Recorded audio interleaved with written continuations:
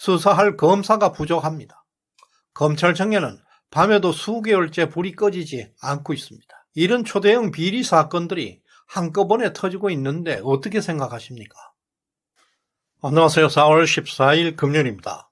민주당이 해체될 정도로 가공할 부패 사건들이 터져 나오고 있습니다. 이정은 게이트, 녹취만 해도 3만 개, 직접 증거로 사용할 수 있는 2,000개의 녹취가 지금 민주당을 초토화시키고 있습니다. 왜 거대한 부패 사건들이 이 시점에서 계속 터져 나오고 있다고 생각하십니까? 민주당에서는 윤석열 대통령의 지지율이 떨어질 때마다 검찰에서 농간을 부린다는 터무니없는 궤변을 늘어놓고 있습니다.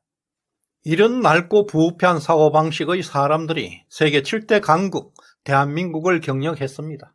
국민들이 고생할 수밖에 없었고 나라가 이 모양이 되었습니다.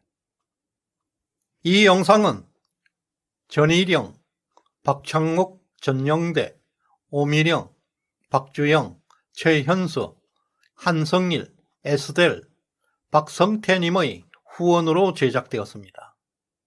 더욱 정진하겠습니다. 후원에 감사드립니다.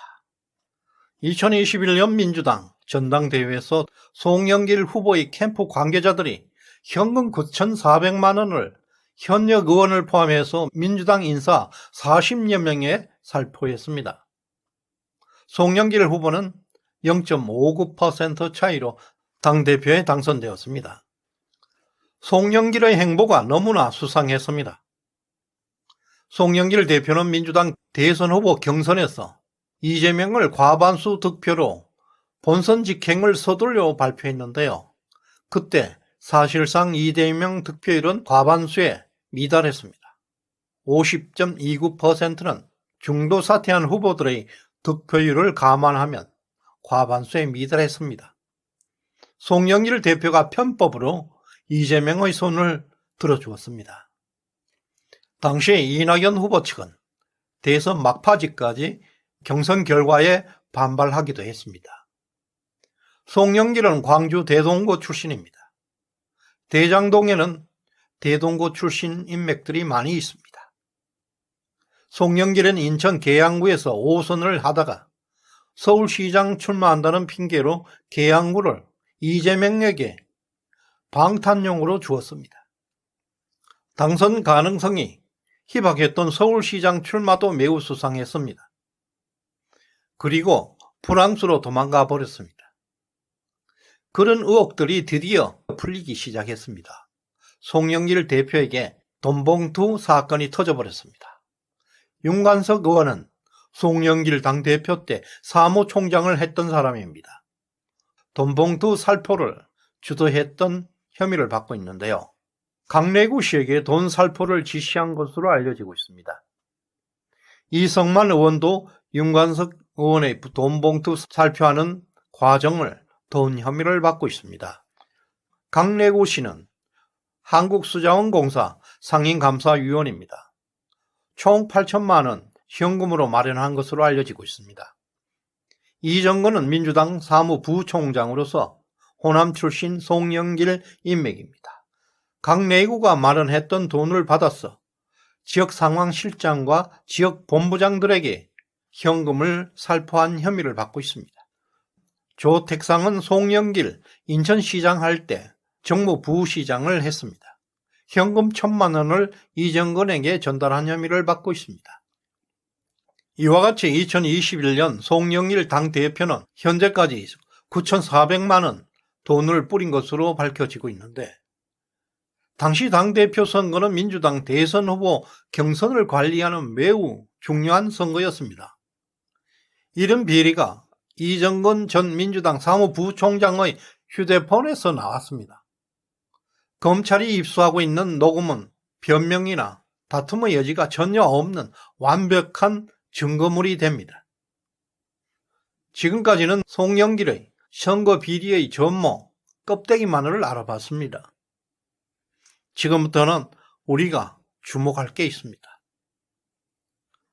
대장동, 쌍방울, 대북송금, 불법 외환송금, 성남FC, 위례신도시, 라임 옵티머스, 신라젠, 디스커버리, 가상화폐 등 초대형 사건들이 계속 연이어 터지고 있습니다.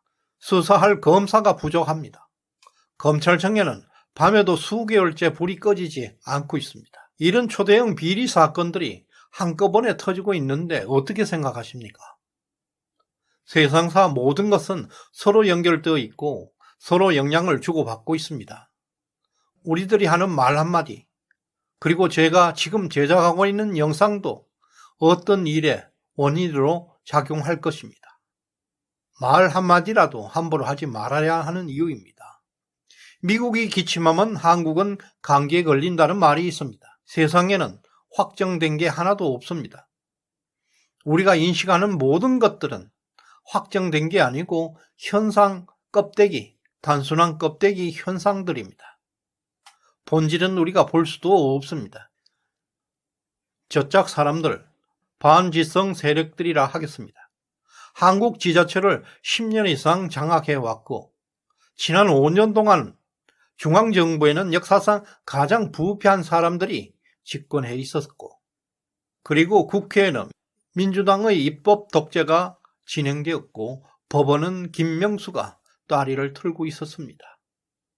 상권은 없고 권력은 삼위일체가 되었습니다.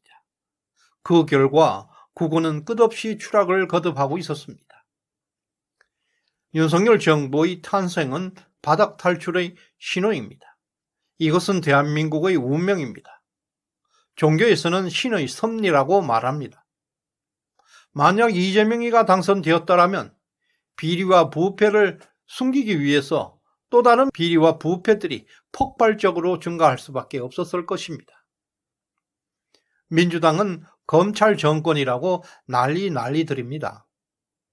검찰 정권을 세운 것도 한국의 운명입니다. 한번 뒤집어서 깨끗하게 청소해 달라는 신의 명령입니다. 운명을 보고 우리는 여신이라고 합니다. 운명을 남신이라고 말하지는 않습니다. 왜 여신이라고 하겠습니까? 운명은 순종하고 우유부단한 사람들을 싫어합니다. 강력한 의지와 강력한 결단력을 가진 카리스마를 사랑합니다. 그래서 여신이라고 말하는 것입니다. 다시 말해서 운명의 여신은 강력한 검찰 정권을 선택했습니다. 한없이 추락하던 대한민국을 강력한 힘으로 끌어올려 달라는 의미입니다. 지금 대한민국은 바닥을 탈출하려는 운명의 정반합의 과정을 지나고 있습니다. 우연히 가다가 이정근 부총장의 모친 집을 압수수색했겠습니까? 우연히 거기서 휴대폰이 우수수 나왔겠습니까? 그리고 3만 개 녹음을 분석하는데 3달이나 걸렸습니다. 민주당 40여 명 명단이 튀어나왔습니다. 그리고 프랑스에 도망가 있는 송영길은 귀국을 하지 않겠다고 귀국을 거부하고 있습니다. 민주당 사무부총장이 10억대 뇌물을 받았습니다. 이것은 별개의 사건이지만 민주당 사무부총장이 10억대를 받았다면 나머지 사람들은 얼마를 받았겠습니까? 또 다른 대형 사건이 터져 나오게 되어 있습니다.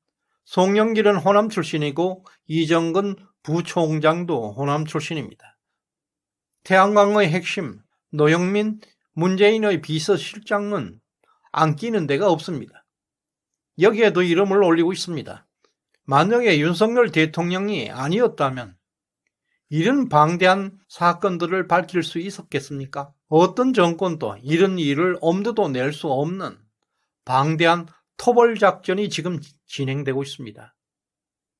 지지율 신경 안 써도 됩니다. 민주당과 이재명 대표가 위기에 빠지게 되면 오히려 윤통 지지율이 빠지게 돼 있습니다. 내년 총선까지 윤통 지지율이 하락할 때마다 윤통은 대단히 잘하고 있다고 보면 됩니다. 일 처리하는 데는 일머리가 있습니다. 윤석열 정부의 탄생은 대한민국의 일머리입니다. 대한민국의 정치 구도는 우파 30, 중도 40, 좌파 30으로 구성되어 있다고들 합니다. 좌파들이 모인 곳에 짱돌을 던지게 되면 호남 사람들이 맞을 확률이 90% 이상입니다. 이것을 다시 말하면 한국 좌파는 호남 민심을 대표한다고 할 수 있습니다.